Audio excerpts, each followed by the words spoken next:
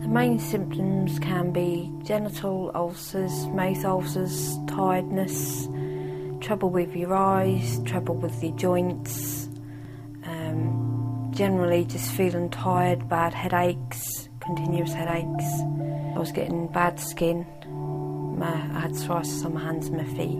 I had a blood clot in the back of my left eye, and that's made my retina detach, and I've now lost some of the sight in my left eye.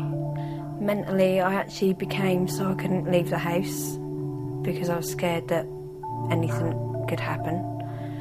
And I had a shop that was like 5 minutes away from me, and that used to take me all day to get myself together just to walk to the shop to get a pint of milk. I was actually married, and that did break the relationship down in the end because that was just too much of a struggle. When they diagnosed it, how did you feel? I was quite relieved because at least I knew what I had, I knew what was wrong with me. Starting the new relationship with Larraine was difficult because I didn't really understand the actual ins and outs of the illness, and it was kind of like, I'm not sure what I'm getting into here. I just thought straight away the best thing to do is be up front.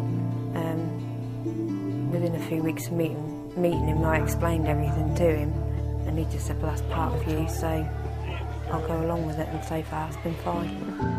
When I said about having children before, they always kept saying because of the medication I was on that that was just too dangerous. It was a big decision. We've been told it isn't hereditary, but I'm not getting any younger. My partner Jerry's not getting any younger, and some of the medication that I might have to go on in the future would mean there'd be no possibility of having children. So that was a case of either have them now or not have them at all. And the first issue was, when I first met Larraine, that she was on thalidomide for her illness, because apparently that drug really does help her condition, and she went back to work for 2 years under that drug. But I'd been off medication a year to clear my system out, and we just had to hope that everything was okay. So we took the risk and actually had a little boy called Aaron.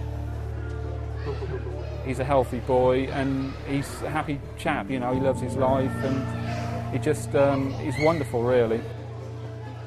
I can't work because that's an illness that you can't predict, so we do find it a struggle. I don't get any help with any medication or travel expenses because I have to travel a 100-mile round trip to go to the hospital. So things are quite tight, but you learn to manage. What would you say to anybody out there that might think they have this? Just to keep pushing and not to give up. Keep going back to the doctor, and even if that means seeing a different doctor in a different surgery, just to keep pushing, because once you've got a diagnosis, it makes life a lot easier. You just have to try and do what you can to work around the illness and to help them with it, because at the end of the day it's a partnership and you can't just leave her to get on with it. You have to help, muck in and that. Yes, I have had to be strong, and there's times where I cry and cry and cry, but then there's another time where I kick myself up the backside and say, right, enough is enough, pull yourself together, and then you have to get on with it again.